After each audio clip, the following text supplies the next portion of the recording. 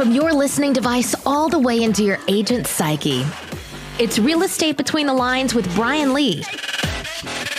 Teaching you things you didn't know you needed to know to help you become a legendary agent and turn your clients into raving fans.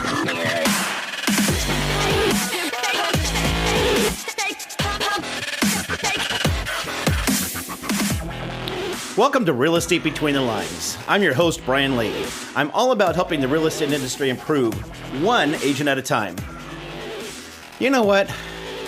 I'm kind of hungry. Cate, go get me a sandwich. What? I'm also kind of thirsty too. I'm kind of parched here. Producer Christian, I need some water. Go get me one. Jeez. Yeah, go. Get it. I don't know why you guys talk back to me. This is what I deal with all the time. I just want a sandwich and water. You guys are rude. Agents, this is what you sound like sometimes. Thank you. Thank you for my water. Oh, appreciate it. Yeah. Look. Yeah. Give it to me. Give me my water. I need it now. I don't know why they're not more responsive to me. I don't know why they're not getting me what I want. I still don't have my sandwich. I've got my water. I don't have my sandwich. Thanks a lot. Excuse me. I guess producer Christian at least helps me out here a little bit. Oh. But agents, this is how you sound like sometimes. Intentionally or unintentionally, some of the words that you use are pathetic. Sometimes some of you are just flat out rude. I'm going to give most of you the benefit of the doubt that you don't really mean to use these words. It's just you get wrapped up in something, you're busy, you aren't thinking about it, you've got kids yelling in the background. It's like, I just want this thing. And you have this need, you have this thing that you're asking for, and you don't think about the words. So welcome to episode 6. We've labeled it Use Your Words. Saying that to our kids all the time. Maybe it's time to say that to agents too. Agents, use your words. Think about what you're saying. We hear it all the time in the service industry. People that are just rude. We were talking the other day that we go to McDonald's. We have kids. I have 4 kids, ages 7 to 10. Old McDonald's. And they love old McDonald's. Daddy, where do you want to go for dinner? We're thinking someplace nice. Let's go get a steak. Let's go get a good meal. No, we want McDonald's. Again. So we have to go get McDonald's. McDonald's, but we were at McDonald's the other day and listened to people order things. Oh, they're it's rude. just ridiculous. Rude. Like, I'll have a number 6, please, and give me a Diet Coke with that too. I need extra fries. Yeah, can you? It's not even can you. It's just I need you. You need to give this to me, and it's so rude. It's so rude. And again, there are rude people out there, but again, some people just don't think about what they want. And yelling at McDonald's might get you a discount and all that, but in the real estate industry, it usually doesn't work that way. If you want to get something, there are ways to go about it. So that's what this episode gets into, is to discuss ways to think about what you're doing, using better words, thinking about how your emails, your text messages, the communications that you have, we get into here is so important. Also, we've gotten some listener feedback on this a little bit, and we're adding a few new pieces to our podcast. We're so excited. Oh my gosh! So one of the things we've added here is that I am a huge music lover. I grew up in the 80s and 90s. DJ Brian. Listening to hair metal bands, listening to some Leopard and Bon Jovi and Poison and all that. Also grunge rock. I'm a big Pearl Jam fan. Love SDP. Yes. Love Stone Temple Pilots and all that. Smashing Pumpkins, Eddie etc. Vedder. Oh, Yeah, Eddie I know, Vedder. Eddie Vedder, whatever. This is what I have to deal with. But I also grew up with my parents listening to Paul Simon, Beach Boys, Neil Diamond. They're always in my ears, so I have this huge good range. combo. I'm not complaining about it. I love the music, but just I have quite a bit of a thing. And so as we were putting the podcast together, we want to make this a little bit more personal and all that. Jazzy. So we have a song that we're going to bring to you every week, and every song's going to have some relevance to the episode. And it's not like the theme. And we can't even technically play the music because producer Christian says that there's this licensing thing that we apparently have to be with. Producer. I'm going to introduce you right now. Yes. To our favorite person in the world. One, we call him the only. You'll hear this and how much we appreciate him. Producer Christian. Hey everybody, how's it going? So for those of you that have been part of the episode, we've had Cate with us, or Cate here and all that you're already familiar with. But we do have this person that's in the background that we do actually appreciate and adore most of the time. And his name is Producer Christian. Producer Christian. Oh, look! There he is. Okay, now get out of here. Yay. This is our episode. Mute. So, question for you guys. Yes. Since we're launching this Okay. thing with new song and new thing, what was your first concert that you ever attended? Ooh, I yours? lucked out. Bon Jovi at Deer Creek. Bon Jovi. My cousin took me. Was the best show ever. And it was Deer Creek that you was went Deer to. Creek. It wasn't even We'll see if Rudolph anybody Mortgage knows. Center or Verizon, Music Center. It was No, Deer Creek. It was Deer Creek. I think I was like 13, and yes, there were a lot of drunk You're people dating this just by what you call it. I know. Exactly. It changes every year. We talk in the industry a little bit about this being an evergreen episode, and next year it's going to be something else. So it was Deer But Creek, yeah. then this, and then so 20 years Who from now knows you're what going to it'll be like, who be? was it? Who It'll knows be what it was? producer Christian's venue. Who knows? After what he's charging us, yes. Right. So producer Christian. What was your first concert? Oh, Doobie Brothers. Doobie Brothers. Special love- guest, Little River Band at Market Square Arena. Love my it. gosh. Oh my gosh. MSA. Little River Band. Oh, I That's love that. That's a I good love combo. That. At the- How old were you? 5th grade. 5th grade. I saw things So it's like that 10 I years cannot ago? unsee. Oh my gosh. No, I was probably too young. But old enough to know what was not appropriate. Well, but I just remember my brother trying to talk my dad into it. Oh no, there's always people doing stuff, and I go there. It was like Sodom and Gomorrah. Oh my gosh. That's so It was so. Over Well, that the was top. also back It was in before the you had- 70s. There was no, security or anything. Yeah. Yeah, so you could bring in guns and knives and drugs. Well, You didn't mostly have- drugs. Yeah. That was the big thing. Yeah. So that's at 5 years old, awesome. that's when you started your addiction? 5th grade. 5th grade. I was 10. Okay, whatever. I mean, I was at 5. is 5 is there- ridiculous, Is there Brian. really, if we're talking about 10's better. being 5 and 10, at 10 it's totally okay to do black tar heroin, kids. That's what we're saying to you. It's totally cool to do black tar heroin. At 5, that's 10. crazy. But At but 5, that's yes, ridiculous. that's That's inappropriate. that's over the line. What was your? What Mine was, your first? was Neil Diamond. I actually got to go on my first date ever with my mom. Aw. So Dad gave me so sweet. some money, and I took Mom out to dinner. Bought it. I learned how to tip that night. I was like in 2nd grade or something like that. But that's got so to go see sweet. Neil Diamond with my mom. So thank you, Mom. So anyway, very so cool. every week we're going to bring you a song has some relevance to the episode. This week's He's still song, touring. He is. And so are the Crazy. Doobie Brothers, now that I think about it. I believe it. I believe it. I believe it. It's they probably shouldn't anymore. But hey, why not? yeah, exactly. I mean, they're still pulling in the money. Yeah. They still have. He still has one of the highest grossing concerts every year. Does Oh, he I'm really? sure. That's great. Mom would appreciate that. Yes. She adored. She loved Neil Diamond like you love Eddie Vedder, apparently. 'Cause you love Eddie Vedder. Yes. So, Oh yes. but this week's episode is by a group named Metallica. Metallica. Some of you have heard that before. The song is Fuel. You'll know the lyric starting off the song. Give me fuel, give me fire, give me that which I desire. Ooh. Do. Okay. So it's all about using your can't words. do that. We're saying, give me fuel, give me fire, give me that which I desire. Give it to me. The album, well, here. Let's back up a minute. Okay. Cate, I love to tease you all the time. All There's the a song that's on the radio. There's a song that's playing, whatever. And my instant thing is, what album was it from? What year did it come out? What track it was? All these things. Because being in the radio industry for a little bit, I was just engrossed in Oh, songs. yes. And I knew the tracks. I knew the songs. I knew which one it was. And I just love music. I adore music so much. And Cate, she likes music, but she didn't get as involved. No, not with as it involved. as me. So I was sheltered as a child. But yes. So what album? What? Every episode we're going to talk about the song, but I'm Oh, also going yes. to give you all this information. So this is about teaching Cate about songs, and maybe Like those I'm gonna listeners, remember it you better all. remember because you'll be quizzed again later. So this is off of the album Reload. Came out June 1998. It was track 1, and it was a 4-minute and 30-second song. So for those that's of you that long. were curious about that and all that, that's what that is. So Okay. that is this week's song. So we'll have it in our show notes too. Listen to it. It's a great song. I will have to listen to great it and rock compare anthem. your version to the actual version. Oh, mine! I'm dead on with Lars and all that, sure. and you know the singers and all that with that. I mean, the energy, the drugs that are built up in my system and all that. I'm really angry. Give me fuel, give me fire. You got that black tar heroin in you right now. Let's not disparage the members of Metallica. This is all alleged. We have no idea about this.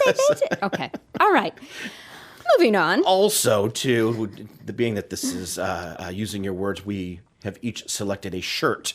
So yes. this is not going to be something that you're Yes. going to see on the audio version, but certainly on our YouTube channel, we have the video. So Cate, go ahead. Put yours up there. So yours. Talk to me, Goose. Talk to me, Goose. Best movie ever. Top Gun. Oh, I thought it was Iron Eagle. Is it? It's not Iron Eagle. It's a boring movie. No, that was not Iron. That's Louis Gossett Jr. Come on, still have about the kid, the jets, and all that. All right, No. Top Gun.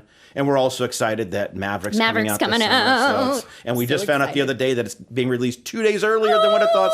So Kate's all excited. We're going to see it in IMAX so you can see the jet. You Who can said actually we? be in it. I'm going. Well, my shirt is a little yes. more relevant to the episode. It's called Sincerely, or it has the word Sincerely on it. Some of you might be familiar with the actor Steve Amell. Very widely known as the actor that plays on the WB series Arrow. So he is the bow and arrow superhero aligned with the Flash and Supergirl and all that in the DC universe of all that. So Steve Amell has a project that helps people with a lot of different things. His mother had breast cancer, or she had a form of cancer, I think. So he puts together this thing. And so my shirt says Sincerely on it. And his attitude is that we need to be kind to each other. We need to act sincerely, that the words and the attitude that we have really have a meaning and have an impact on society. So I wore this shirt with the intent of tying into this thing that be sincerious. It's a made up word that he made up. I cannot take credit for it. And it's an adverb. Yeah. The ability to speak freely, openly, and honestly about anything. If you're going to say something, say it sincerely. There you go. I love it. So that is our shirt for today. I like it. So getting into this episode now, keeping our listeners like get on track. 11 minutes in.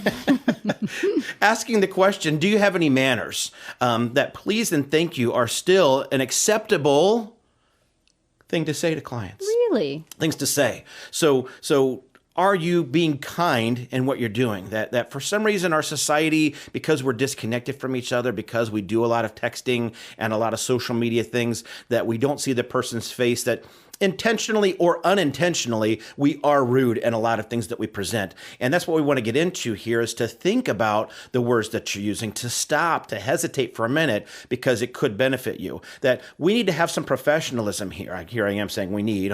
You will have professionalism, daggone it. But having that professionalism will get you things. And one of the things that I remember growing up, one of the things that Mom helped me to remember, because I didn't always do this myself, was to smile when you're communicating. And even though the person might not be in front of you, maybe they're on the phone, maybe you're doing a text message, an email or whatever, that you smile when you do it. That way you have a nicer thing. We joke, our producer Christian, we have the name for him. His name is Christian. But when we say it with a smile. It's like, Producer Christian. Psycho. And I promise it's not weird at all, but I'm saying with a smile. Producer Christian.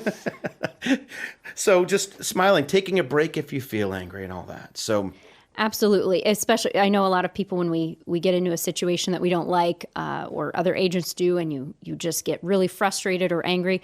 I'm a huge proponent of taking a minute to cool off. I know it sounds silly and people do not like hearing that word, but it's okay. It's okay to do that. Sometimes it's a good idea to step away from your desk or your phone before you type that response or make that phone call. Grab a little snack or a drink, because there is such a thing as hangry. never heard of that term? Never heard of that term? It never happens to you or me. Sweet people like me, we don't have any kind Sweet of and metabolism, innocent. no sugar issues, course. things like that. Yeah. So Kate's talking about somebody else. I'm Somebody sure. else, of course. Yes. Yes. But yes, sometimes a little snack, or worse, I mean, if needed, go to bed, sleep on it, take a night to rest on it, and then the next morning come at it with fresh eyes, fresh ears, a fresh mind. We tend to get emotional when we are tired, when our blood sugar is low, and when we are very emotional. That is not a time to prepare a response. You can even take 5 minutes. I'm telling you, just walk away for a few minutes, come back. You'll respond with a clear mind and be a little more polite in your response. Yeah, and it might even not be that. It could be just that you're in a rush, you're in a hurry. I'm got the kids yelling at me. I've got to get to this next showing and all that, and I'm going to fire off this email real quick, not to be mean or try to be just. I got to get it out. I got to get it out in 5 seconds, and so here send me the title work. And I can get that done, or I could take 2 minutes and say, hey, appreciate your time. Could you get me the title work at when it's convenient, stuff like that. Again, every situation will be different, but it could even just be a timing thing. So just taking a little bit. It extra is. time. I agree with the timing, and a simple thing as even just introducing any written message as, "Hi, Brian. I'm just reaching out to get a copy of the title work.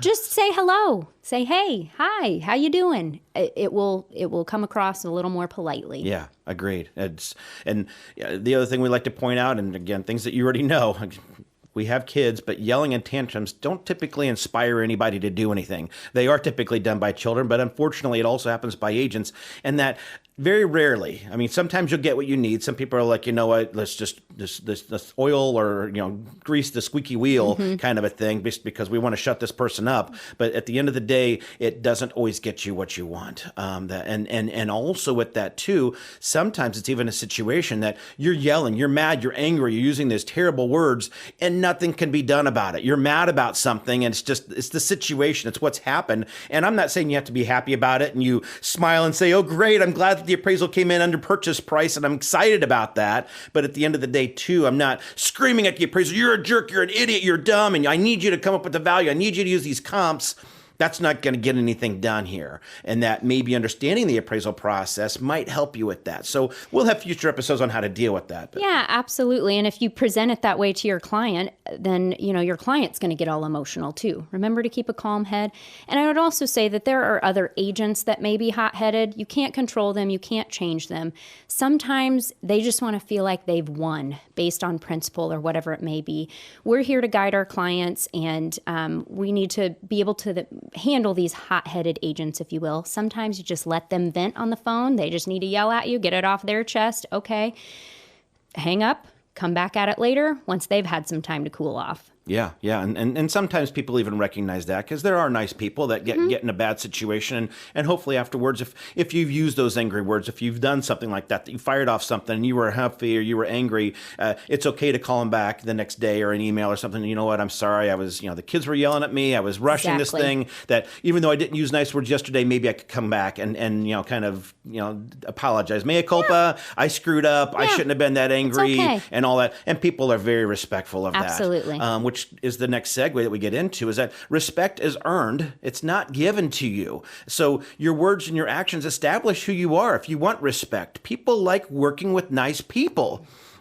We talk about this all the time, that angry speech does not inspire anyone. And I love the phrase, I don't get the phrase, but I love the phrase, you get more flies with honey than you do vinegar. And for the life of me, I don't know why anybody wants flies, but apparently you do. I don't. And when you want flies, you use honey instead of vinegar. So it's, pardon me, it's just that example of that being mean, being angry will not get you things. Great example. One of the things we deal with all the time, especially in today's market, is we're in a seller's market. People are getting multiple offers like crazy. And we get 5 offers. And one of the agents is just notoriously not nice or difficult to work with. They're cranky and all that. And I'm looking at these offers. And certainly we're going to look at the objective features too. We're looking at the purchase price, closing costs, closing dates. All those are certainly important. And if they have the best deal, we still might deal with that person. But a lot of times these offers are very similar to each other. They're really tight. There's not a clear winner here that just stands out. And so when I'm looking at maybe offer 1 and 2, and offer 1 is from a more kind, nicer, somebody presented something nicer or would use kinder words, and agent 2 sent their offer in and it wasn't nice. Here's my offer. And all that can set the tone that your client, that second agent's client might not get that home. Absolutely. I've had this happen multiple times. Just recently, we had multiple offers on a listing. Quite a few of the agents I've had good interactions with, and I shared that with my client as well so that they knew that, hey, this will probably be a pretty smooth transaction because I know this agent, A, knows what they're doing, and B, they're easy to work with. Like, we're going to be able to come to a compromise and a good solution if we have any troubles. Where any of the strong-willed agents, if you will, they're a little harder to work with, and they might try to bulldoze us. So... yeah, exactly. So I mean, just even helping your clients. Our podcast is about helping agents do better, make our industry better, and to help you have clients that love you. And if your clients aren't getting deals all the time, if you're losing out on these multiple offer situations, it could be that it was your attitude. I know that we've looked at, again, Cate's example is spot on, that we've had that before, where we will we will make our client know that this may not be nice. Well, and I just had another recent one of where my client wrote an offer on a property, and the listing agent and I knew each other. We've had good interactions, and he asked, the pre-approval letter was from a lender that he'd never heard of. It was not somebody that I've worked with either. However, I've had good experiences communicating with this lender, and the agent asked me, do you know this lender? And I said, well, I haven't, but so far she's been great. And he said, you know what? I trust you. No questions. If you trust her, then I trust you. And absolutely. I'm like, okay, that's great. It's that respect that you got and all that. So It is. We're going to take a quick break here, not break from the episode, but we have also another new segment that we want to introduce to you. So the podcast is all about me. It is Real Estate Between the Lines with Brian C. Lee, and then with me, as always, is Cate Lee over here. This person. You can't go anywhere without me. But apparently the listeners really love Cate for some reason. I don't know why. They don't live with her. They don't know. Anyway. The pain that I put you through. One of Cate's more endearing qualities that me and producer Christian absolutely adore is Cate has a phrase that she uses all the time. What is that phrase, Cate? Side note tangent. Side note tangent. She always has I a like side to note tell tangent. stories that have nothing to do with the topic. Absolutely. And that's my way of saying it's somewhat on topic, but really it's not. It's not. It just, she was thinking about this and then squirrel. Oh, yeah, totally. talking with other agents. And by the way, have you been to that restaurant lately? That's totally me. They didn't do with anything. So we're adding a new episode or a new part of the segment of the episode. We're calling it Cate's Side Note Tangent. So here we go, Cate, please. We're picking up speed. Things are going to be great. Wait. Side note tangent. It's a side note tangent with Cate. Side note tangent. Side note tangent. Okay, well, since today, my favorite movie of all time, Top Gun, wearing my Top Gun shirt. Didn't know if you guys were aware, but my favorite house is not the one that you would think of in Top Gun. It's not Kelly McGillis's, not Charlie's house. That's not my favorite. No, that's not my favorite. Viper's house is Viper's my house. favorite. Totally is the right one. Oh my gosh. Good choice. Well, did you know that that's actually part of a national monument? There's a lighthouse there. The Coast Guard has, I'll say, inhabited the homes. Their families have been living in those homes right around the lighthouse since I think it's 1939. And they still live there today. But there's like 5 or 6 houses there with a lighthouse. You can go see the lighthouse. And then it's like a cliffside. It's beautiful. I would love to go there. I would love to go there someday, honey. I'm taking a note right now. But look it up. It's the New Point Loma Lighthouse. And it's pretty cool. Love it. Yeah. I love that. It's not just a random house. So you can't buy it. It's part of a it's a national monument. Like that, so. Exactly. Right. So, and another side note tangent. This one actually goes along with it. Is this a side note tangent to the side note tangent? To the side note tangent. We're getting into new territory here. Deep. So Charlie's house, the Kelly McGillis's house. Charlie's character. Oh, yeah. The little Victorian bungalow. Yeah, adorable. They have torn down almost all the homes on that street. Hers is, I say hers. That one is the only one left, and last I saw, it's boarded up. How about that? But it's still there for people to drive by. Where is that? What community is it? You had to ask me that. Is it California? Yeah. Okay. I think it's Oceanside. Okay. I'm pretty sure it's Oceanside, but anyway. We're picking up speed. Things are going to be great. Wait. Side note tangent. It's a side note tangent with Cate. Interesting. I'm a Top Gun fan, of course, too, but I know Cate Not as big as me. And to be clear, I'm pretty confident the reason that Cate loves this is why most women love Top Gun. No. The volleyball scene? Oh, well, I do love that. Yeah. And the locker scene. And the locker scene. But my favorite basically any scene with the guy with the shirt off. Oh, yeah, that is nice. I love the motorcycle, where the crotch rocket, where he's riding down Sunset. Yeah. Mm-hmm, with the jet next to him. Okay. Oh, so, yeah, it's a good anyway. movie. Good movie. Back on topic. Good. Back from Cate's side note tangent. Yeah. So you have that to look forward to in future episodes, is that little thing. Getting back into this now, kind of finishing up this episode, talking about problems with technology too, things to recognize is that even the words that we type really mean something. And it's one of the things that we joke about all the time, whether it's an email, a text, something like that I may be writing something, typing something in, and I'm doing it with a smile. And I'm even including some emojis to have the smile, but sometimes people will still take it wrong. That the words that I use, they read it wrong. They read it quick. They inferred something that you completely did not mean to say. You wrote something like, "Hey, I'm just looking for the appraisal. How things going on that?" And you did it with the smile and the smiley face emoji. And then this person receives it, and they're like, "What do you mean I don't have the appraisal? What? Appraisal?" You know, that's how some people barking talk at like me. that. Exactly. So it's not even that you meant it rude. It's not even that you typed it in rude. You were being very cordial, but it still comes off that way. So being careful with your texting, your emails. Watch the words that you're using, and maybe even following it up with a voicemail or something like that to call the person to let them know. Absolutely. My, I'll say least favorite word is sure. I don't mind the word sure in voice interacting, but in a text message or an email, if you say sure, sure. Ugh. That's how I always receive some. Yeah, sure, He Christian. knows to never. Isn't that funny how that sounds the same? Sure, Christian. It does. It does. Oh my. Or goodness. is it sure? I'll Really do that. taking it on the chin in this episode.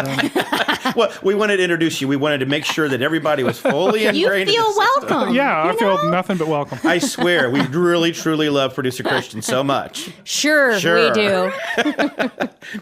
Also, you're texting. Be careful with even some of the things you send. Even you may type in a word and the autocorrect changes it, and you hit send. There's some fails that are out there, and these are so funny. Siri is getting worse all the time. They do, and so a couple of them that we've seen. One of them is this is the text that the wall color is chocolate shirt. They meant to type in the word sparkle. The wall color is chocolate sparkle, but autocorrect changed it to shart. That's not even a real word. Exactly, but it got changed. They sent it, and like, oh my gosh, I'm so sorry. Another one that I enjoyed, and these are all fecal related for some reason. It's really weird. Okay. I am just defecating the house. They meant to say decorating, but whatever they typed in, the autocorrect changed it to be defecaking the house. Oh so my it's gosh. a little Sadly, awkward there. I have shown some of those homes. That's a whole bad. other thing.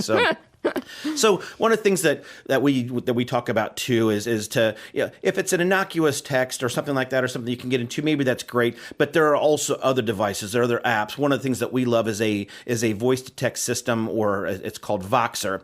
And we'll also have some bonus content that we're going to start producing going forward, and we'll get further into Voxer and what that is. But for those of you that want to just quickly check it out, look at the app. Go to your smartphone, look at an app called Voxer. It's kind of like the old Nextel thing where you speak into the thing, and the other person, if they have Voxer too, hear your voice. They hear the inference. They hear the sure, or they hear the sure kind of thing. So, or the 20 uhs. Yeah, that too. So also your emails, make sure you're reading through those. Your social media. Social media is a big thing. You get behind your keyboard sometimes, and it's very easy to be a Billy Bad Booty behind the keyboard, where you're acting like this big huffy person. So just be careful of that. Your ratings do matter and all that. Absolutely. We get into this, we finish this by talking about that sometimes you do have to use angry words. Sometimes you do have to be a little bit forceful. There's a situation where there's just a bad thing going on and you're trying to be nice, and sometimes you just kind of have to get into that. So stay firm, but also be professional. You're still not calling the person names. You're not being mean about it. You're not using demeaning language and things like that. Explain your side, your situation, what it is that you're looking to accomplish. That, again, remember, yelling at other people, it just shuts them down. That you're probably not going to get what you want out of this. That again, maybe you just need to vent. So and if you need to vent, you know what? This is a great time to use your accountability partner or another agent friend. Hey, I'm so frustrated with the situation. I have a good friend right now, Carrie, that I call regularly when I'm having a frustrating time. I'll just say all the nasty words, and then together we'll kind of work through a quick script of how can I handle this? What can I say in a professional way? Yep. So it's nice to bounce that off of somebody you trust. Yeah. We're finishing up the episode with our final new segment, something I'm going to get into here. One of the things that I'm very proud of, the things that I feel very passionate about, is to get people pumped up. In our office, we have a 5-10 minute meeting every Monday morning, and one of the things we get into is just a rah-rah thing, if you will. So I'm going to start adding that to the end of every episode. So we're going to have a weekly quote from myself. This week's quote is, "Your words have great power. You can use them either to benefit yourself or use them to benefit others." So the point here is that you will get more of a benefit by in your business and all that by being kind, by using words that benefit others. If you're using your words, if you're doing these things to benefit yourself, you're probably not going to get anywhere. So your words have power. Use them to benefit others. I like that. So in closing, just have your manners, be professional, use your words to establish yourself to your clients. You are a professional, that you are an expert in here. Watch your emails, your texts, your social media. A lot can be misconstrued there, that when you have to use those angry words, work toward a solution, not an argument. Don't get mad, agents. Use your words. Remember, your kids are watching you. We love your feedback and welcome your questions. Please feel free to email me at brian@brianclee.com or visit our website at brianclee.com. Thank you again for joining us. Take care and make your day legendary. You've been listening to Real Estate Between the Lines with Brian Lee. If you'd like to learn more about becoming a legendary agent, be sure to visit us at brianclee.com and sign up to hear about upcoming workshops and events. Now go out there and turn your clients into raving fans.